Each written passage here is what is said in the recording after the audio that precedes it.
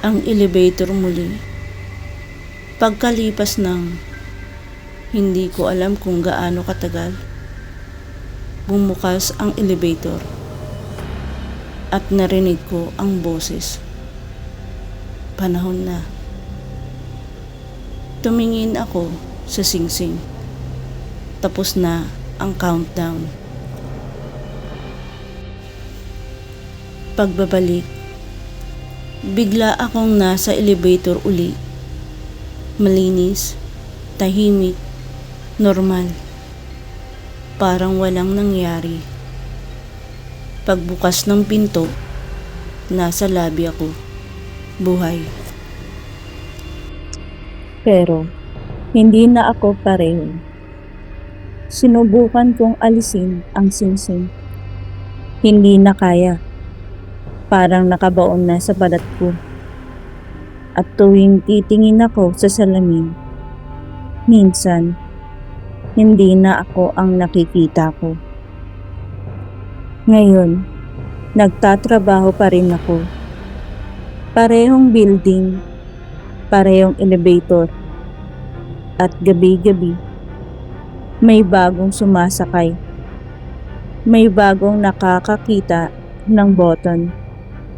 At minsan, ako ang bumubulong. Pindutin mo. Pindutin mo. Dulo o simula pa lang. Kung sakaling mapunta ka sa isang lumang elevator at makita mo ang button na walang laman, walang label, huwag mong gagawin ang ginawa ko. Huwag mong gagawin ang ginawa ko. Dahil kapag pinindot mo iyon, hindi ka lang mawawala. Makikita mo ang katotohanan na ang apocalypse hindi darating, nandito na. At naghihintay lang ito na isakay ka. Kung ikaw ang nasa elevator at biglang lumitaw ang button, pipindutin mo ba? Hindi ako nakaligtas. Akala ko nakabalik ako. Akala ko normal na ulit ang lahat. Pero mali ako. Dahil ang totoo, hindi ka na talaga makakaalis sa elevator 13. Kahit pa makabalik ka sa mundo mo, may dala ka ng piraso ng kabilang dako. At iyon ang unti-unting kakain sa iyo. 3 araw matapos akong makabalik, may nangyari sa opisina. May bagong trainee, si Mika. Tahimik lang siya, parang ako dati. Napansin ko agad ang singsing sa kamay niya. Pareho. Parehong simbolo. Parang sirang mundo. Lumapit ako sa kanya. Saan mo nakuha yan? Tanong ko. Ngumiti siya. Hindi ko alam. Nasa locker ko lang. Nanlamig ako sa aking narinig ang tawag ng elevator. Gabi iyon, around 2:47 a.m. Biglang nagka-power fluctuation. Nag-flicker ang ilaw. At ang buong floor, ako lang ang nakakarinig ng tunog.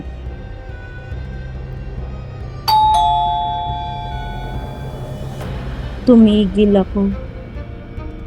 Tumingin sa hallway at doon ko nakita bumukas ang elevator. Walang tao, pero may ilaw sa loob. At sa panel, naka-on ang button na wala namang label. Hindi na ako nakapagpigil. Hindi ko alam kung bakit ako naglalakad papunta doon. Parang may humihila. Parang may utang akong kailangan bayaran. Lara, bulong ng isang boses. Hindi ko kilala, pero pamilyar.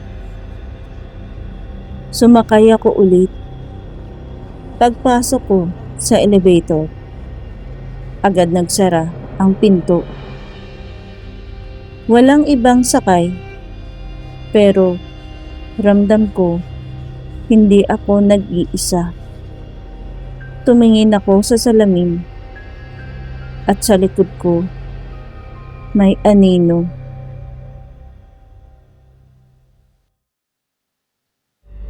Hindi gumagalaw, pero nakatingin sa akin. Biglang nag-init ang singsing ko. Masakit. Parang sinusunog ang balat ko. At doon ko nakita may bagong marka.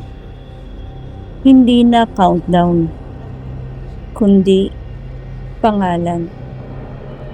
At ang nakasulat, Mika. Hindi ito parusa. Ito ay siklo. Biglang nagbukas ang elevator. Hindi pa rin floor 13, pero ibang lugar. Isang hallway, pero luma, sira. Parang abandonadong version ng opisina namin. At sa dulo, nakatayo si Mika. Lara, mahina niyang sabi. Lumapit ako, pero habang papalapit ako, nagbabago siya. Ang balat niya nagiging abo. Ang mata niya nawawala. At sa likod niya, may mga kamay na lumalabas sa dingding. Hinahawakan siya. Hinihila siya. Pinili ako. Bakit ako? Sigaw niya. Hindi ko masagot. Kasi alam ko na ang sagot. Dahil ako ang susunod sa kanya. At siya ang susunod sa akin. Ang papel ng tagapaghatid. May boses ulit. Mas malalim. Mas matanda. Hindi ka ba biktima? Ikaw ang tagapaghatid. At doon ko naintindihan. Hindi lang ako saksi. Ako ang dahilan kung bakit may susunod. Ang elevator, hindi lang daan. Isa itong altar. Bawat pindot ng button, isang alay. Bawat taong pumapasok, isang sakripisyo. At ang singsing, ang susi. Ang tunay na apokalipsis. Hindi pala ito isang kaganapan. Hindi ito isang araw. Ang apokalipsis, isang proseso, isang pag-ipon ng mga kaluluwa, isang mundo na unti-unting binubuo. sa kabilang side at kapag napuno na iyon, doon pa lang nagsisimula ang tunay na wakas. Ang pagkawala ni Mika. Sinubukan kong hilahin siya, pero huli na. Please, umiiyak siya. Huwag mo kong iwan. Pero hindi ako makagalaw. Parang may pumipigil sa akin.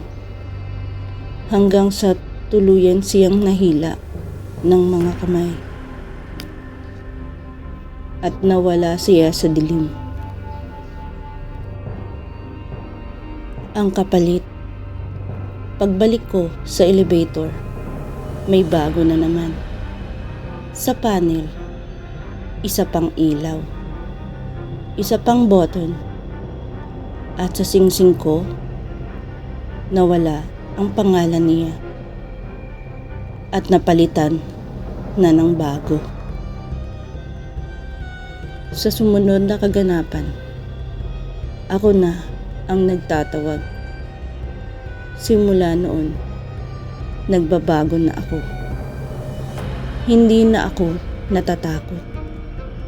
Hindi na ako nagugulat. Sa halip, inaabangan ko ang susunod. Isa na naman ang bagong biktima. Isang gabi, may nakita akong lalaki sa lobby. Bagong hire. Mukhang pagod.